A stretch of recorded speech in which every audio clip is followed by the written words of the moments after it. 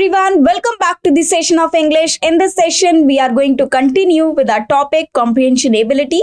Now, this is part number 32. So, we have already done 31 sessions of comprehension ability. In this session as well, we are going to continue with the same.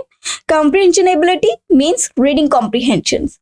So, as you all know that we have already started doing short passages. So, in this session as well, we are going to discuss some more passages. In this session, we will discuss two passages, that is passage number 24 and passage number 25. It means up to 23 passage we have already done till our last session.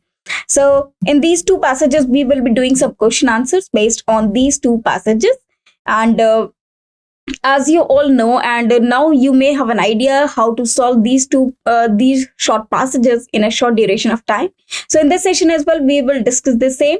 First of all, we'll read the entire passage, and after that, we'll start attempting the questions. I always suggest you first of all read the entire passage, because these passages or these types of passages are too small or too short that you can go through them easily. Now read the entire passage, not merely by reading, but by understanding each and every meaning of the passage. After that, when you will start attempting the questions, you will find them easy to make out or to figure out. Why? Just because now you know the location of the keywords and now you know the theme of the passage. So it will be very easy for all of you to solve such passages. So let's begin the session. And first of all, we'll do passage number 24. So first of all, we'll read the entire passage, and after that, we'll go to the questions and start doing questions based on the passage number 24. Okay. So here we have passage number 24. As you can see, the passage is very small. So first of all, let us first read the entire passage and try to analyze the meaning of this passage. And after that, we'll start doing the questions based on it. Okay. So some prophets mean people who prophesy or who predicts future of doom. Doom means something said or negative. Now, one thing is there, prophets of doom is a phrase. It means when someone predicts that something bad is going to happen, that means that is prophets of doom. Assert means pressurize or to tell that we shall soon exhaust the earth's resources or pollute ourselves to death. Exhaust means we will soon we will soon lose all the resources of the earth, or all the things or all the resources of the earth, and will pollute ourselves to death. It means we will left ourselves resourceless and will starve or will die, just because we need the resources, and there we will not have the same, therefore we will die.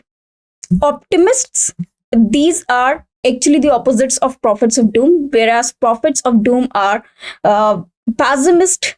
Optimists are those people who always look on the positive side of anything. Okay, so optimists are the are the positive peoples, whereas prophets of doom are the pessimists. It means those people who only look at the bad side of the face. Okay. Assert that Earth's systems are robust. Robust means strong. Okay, robust means very strong. And that improved technologies will ease. Ease means make comfortable or make easy all the pressures on this planet or on the planet. Planet means Earth over here. So if you see these three lines, they predict that there are a few people, or there are some people who say that Earth will ruin, or Earth will be diminishing in future, or you can say that everyone will die one day because the Earth's resources are limited and they will be finished very soon. Okay.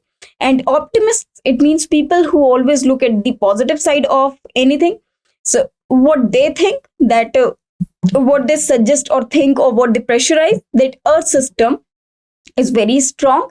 We have improved technology, we have advanced technology, and with the help of this, these technologies or the Earth system, they will, you can say, ease all the pressures on this planet. Okay.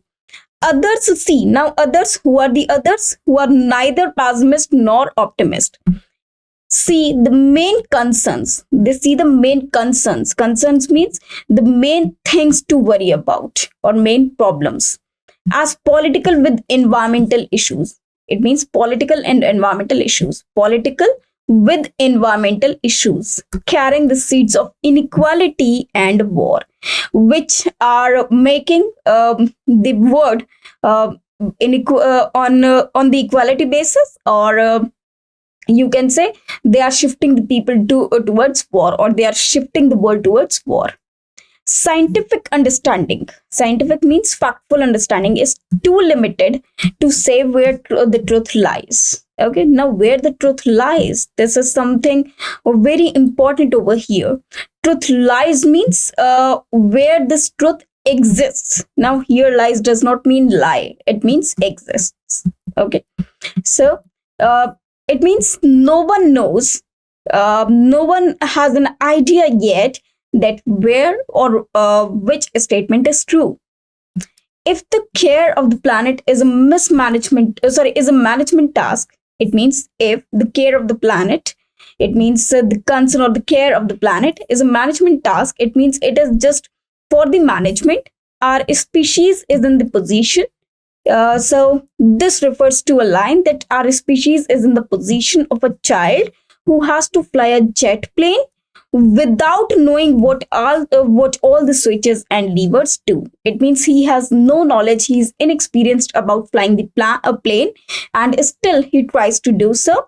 And we know well that what can happen to the plane, because the child who is flying that jet plane does not know anything about it. So obviously now you can analyze that what the plane could be after some time, because the child who's sitting over there, he's inexperienced. Okay, so if the care of the planet is a management task, if it is the management task, it means they are doing something which is vain. Okay, which is useless. So this is the passage. You can see this small passage, but very, very meaningful. So it has various meanings behind its context. Okay, so now first of all, we'll read the questions, we'll go through the questions, we'll try to do all the questions. Now this one is very logical. So remember, though this passage is small, yet this is logical, because each and every line behind this speaks out something. Okay, now let us begin with the questions. So the first question is the earth. Okay, as you can see over here, the blame for the environmental crisis facing the earth lies with. Okay, the blame for the environmental crisis facing the earth lies with. Now let us see the options. Options are pressures of overpopulation, rapid technological growth, inadequate management of earth's resources, man's greed and selfishness. Now, as you can see in the first line, some prophets of doom assert that we shall soon exhaust the earth's resources. Earth's resources means earth's resources are just declining day by day. It means, and these are for the environmental crisis facing the earth lies with actually man's greed and selfishness, because man always thinks of himself. And as you can see over here, others see the main concerns as political with environmental issues. Okay, so it is the concerns as political with the environmental issues. Okay, so this is actually for the inequality and war. Therefore, here the correct answer should be man's greed and selfishness.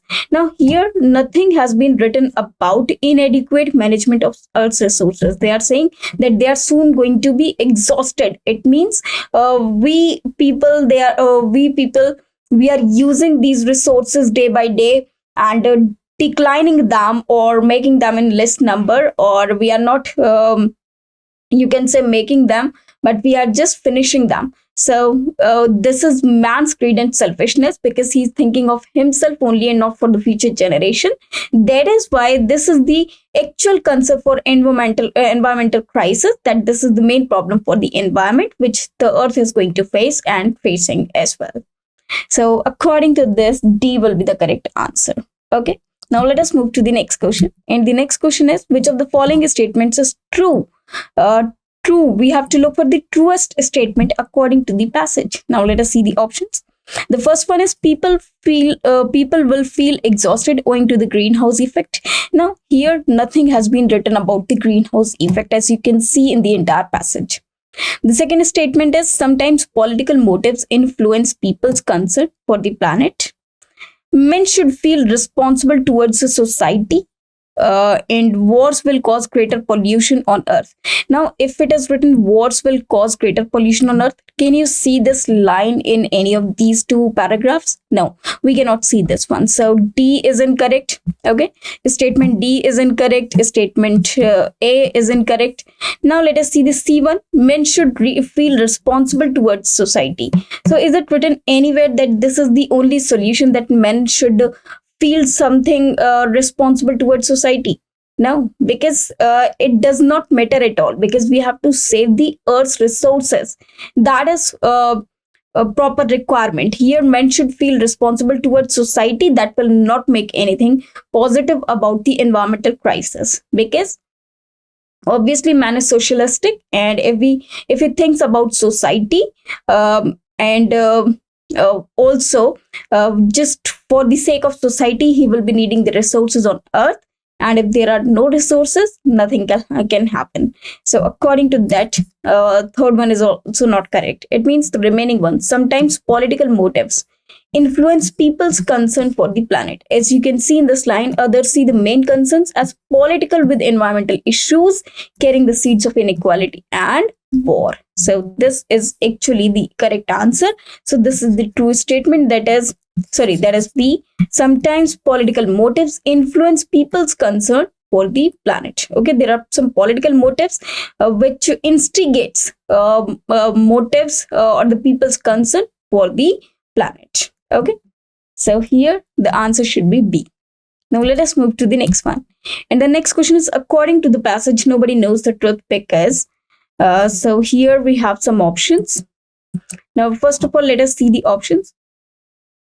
The question is, nobody knows the truth because. Okay, as you can see over here, scientific understanding is too limited to say where the truth lies. It means where the truth exists. Okay, now according to the passage, nobody knows the truth. According to this line, they say that nobody knows the truth. Why? What is the reason behind this? Objective analysis are not thorough or exhaustive.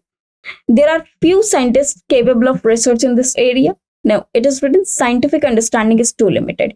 We are not talking about these scientists. Okay, so there are few scientists. No, it is not like that. Whereas there are the scientific understanding is limited. Okay, it's too limited. That is understanding. Okay, scientists often are used by politicians. Now it is not a can given in the passage. People do not think of what the future holds for them. Okay, now what is actually there in future? Nobody knows that. Still, there that makes no sense, because whatever is going to happen in future, no one knows that, and people do not think of what they do think. Obviously, as you can see in the passage itself, that everyone is concerned about the future, because as you can see, others see the main concerns as political, environmental, the issues carrying the seeds of inequality and war. Therefore, they do think of the future as well. So there are objective analysis are not thorough or exhaustive. Exhaustive means complete. Okay, it means they are not exhaustive, thorough and complete. It means with the detailed analysis. So here truth is not there. Nobody knows the truth, just because objective analysis are not thorough or exhaustive. So whatever objective analysis or data given to us, that is not sufficient, and that is not thorough or exhaustive or complete. Therefore, here the answer to this question is nobody knows the truth because objective analysis are not thorough or exhaustive. Okay, so here the correct answer will be A. Now let us move to the next question. And the next question is, what does the comparison in the last sentence of the passage convey? Now, the comparison is, if the care of the planet is a management task, our species is in position of a child who has to fly a jet plane without knowing what all the switches and levers do. Okay, So here options are: we are as ignorant as infants. Infants means children or a child or a kid who has just taken birth. Um, our efforts to save the planet are childish. Most of the people do not know how to fly an aeroplane. Now this is not needed at all, because here we are not talking about flying of aeroplane. In fact, we are comparing the care of the planet as a management system or management task, and the position of a child who has to fly the jet plane. We on earth are inexperienced in managing earth's resources. Yes, of course, this will be the correct answer. So here the answer will be, as you can see, it is answer is D. Okay, so D will be the correct answer, because we on earth are inexperienced. We are just as though that child who does not know how to fly the jet plane. So we are just inexperienced in managing earth's resources. So whatever earth resources are there, we are not able to manage them properly. That is why they are declining day by day. Okay, so answer will be D. Now let us move to the next one.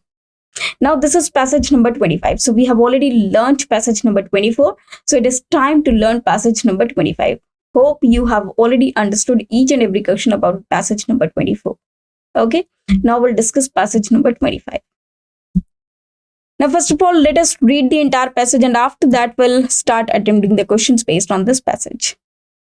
It is a commonly held belief that the quality and productivity are a function of technology or a set of new equipment. No doubt, these are essential.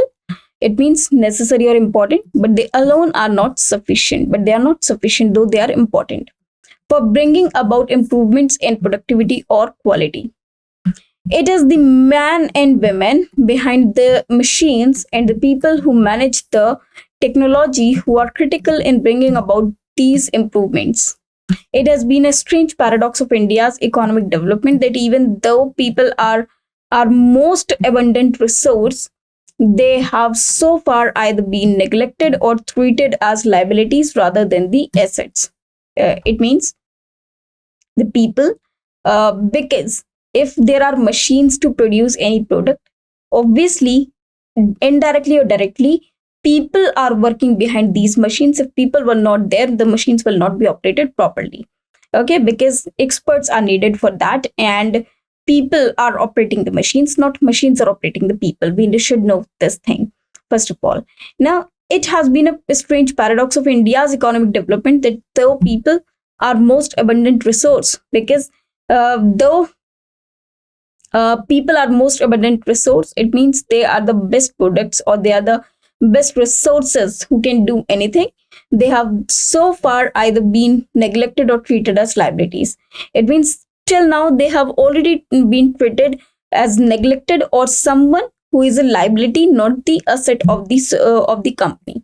Okay, because every employer, he sees his employee as a liability because he has to pay him his salary, but he did not see, or but he does not see that the employer who is sorry that the employee who is working over there, he can prove to be an asset by his performance only.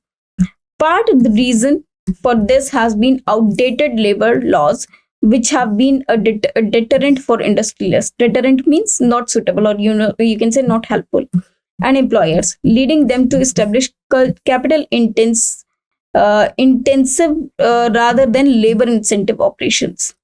The other reason has been a confrontationist attitude, both to the on the part of the labor as well as managements.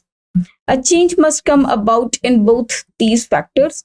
Outside representation and leadership of unions, etc., need to change. At the same time, the attitude of must change to one of cooperation and active collaboration. Okay, now let us start doing the questions. So the first question is, first of all, we'll discuss each and every question. Now we have already discussed the entire passage. Now we'll start attempting the question. So first of all, let us read the first question. Which of the following arguments lies being emphasized in the paragraph?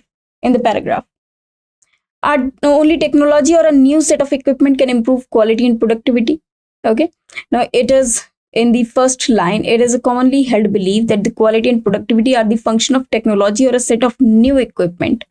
Whereas it is written, our technology, only technology or a new set of equipment can improve quality and productivity. Okay.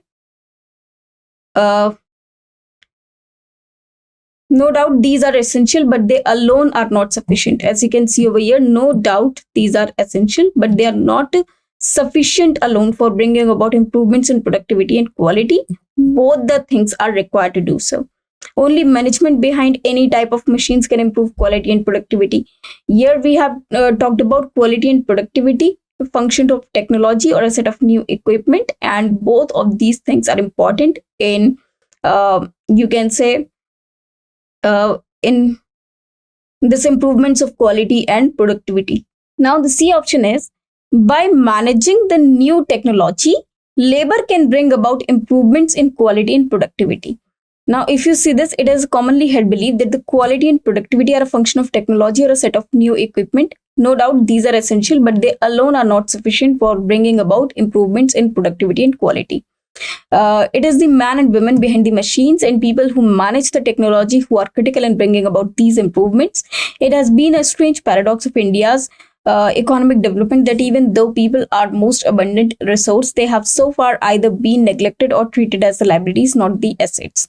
Part of this reason for this has been outdated labor laws, which have been a deterrent. It means not of the help for industrialists and employers, leading them to establish capital intensive rather than labor incentive operation.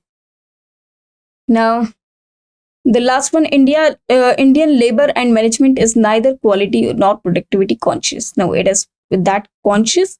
So, the correct answer should be, by managing the new technology, labor can bring about improvements in quality and productivity. So, here answer should be C, of course. So, the correct answer will be C, that is, by managing the new technology, labor can bring about improvements in quality and the productivity. Okay, so according to this, C will be the correct answer.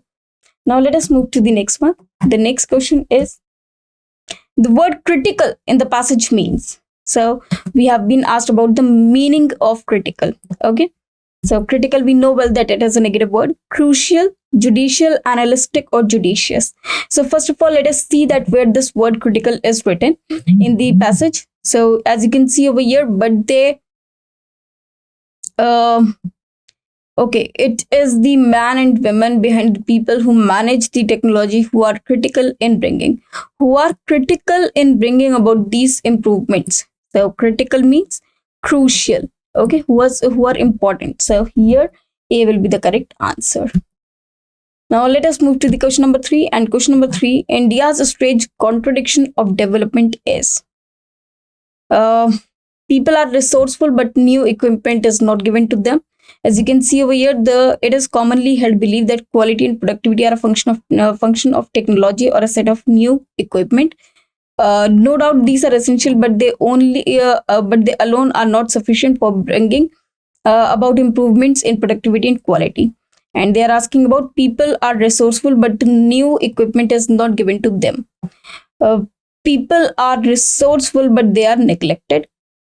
Yes, as you can see over here, they have so far either been neglected or treated as liabilities. So here, according to this, a contradiction of development is in people. This is people are responsible, but they are neglected. So B will be the correct answer. Okay, now let us move to the next one. And the next question is, capital intensive operation can lead to. Now, as you can see over here, they have so far either laws which have been a deterrent for industrialists and employers, leading them to establish a capital intensive rather than labor intensive operations. So capital intensive operations can lead to strict labor laws, new labor laws, too many labor laws, or irrelevant labor laws. So what will happen? Obviously, it will have irrelevant labor list, because capital intensive is somewhere related to the capital in the industry, whereas they are talking about the capital intensive operations will lead to. So they can lead to D, that is irrelevant labor laws. Okay, now let us move to the next one.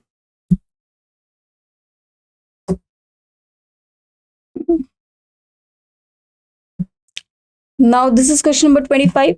Now, sorry, this is question number 5 of the passage number 25.